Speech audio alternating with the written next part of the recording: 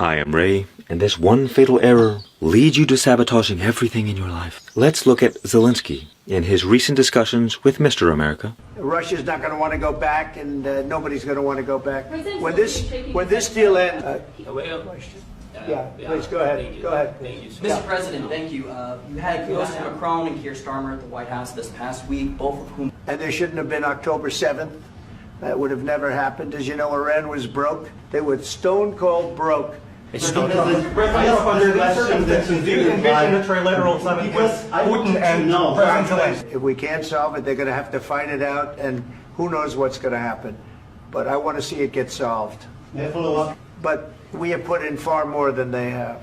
He's clearly uncomfortable. He gets more and more irritated and frustrated as the interview goes on. And he's serious. His body language clearly demonstrates that he is upset. Does he have good reason to feel this way?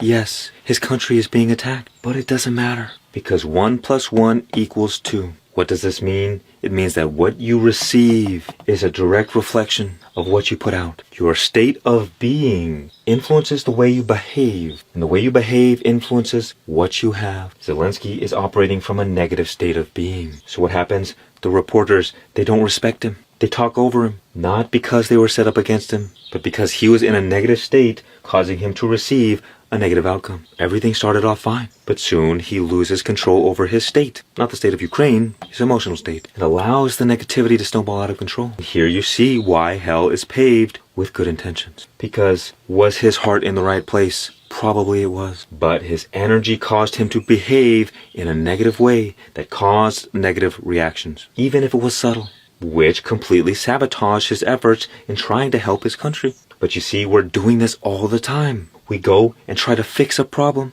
and we end up making it 10 times worse. How do most people act? They want something, so they do more to get more. Or they want to fix a problem. They want a solution, so they try to fix the solution. But because they're operating in a negative state, you can only make things worse. So if you want to stop sabotaging your life, stop focusing on what you want. Stop focusing on the slave side of the equation. And start focusing on your state of being. State control. You become stoic, non-reactive, relaxed, at ease, at peace. You optimize yourself because the better feeling version of you automatically behaves in more positive ways. And you will effortlessly receive a better life. More positive outcomes. But most people, they're always struggling. They're always trying really hard. But it doesn't matter how hard you row if you're in the wrong boat. If your GPS is sent in the wrong direction, it doesn't matter how fast you go, you'll never arrive. The moment you start focusing on raising your state of being instead of the outcomes is the moment you stop sabotaging your life. That is all.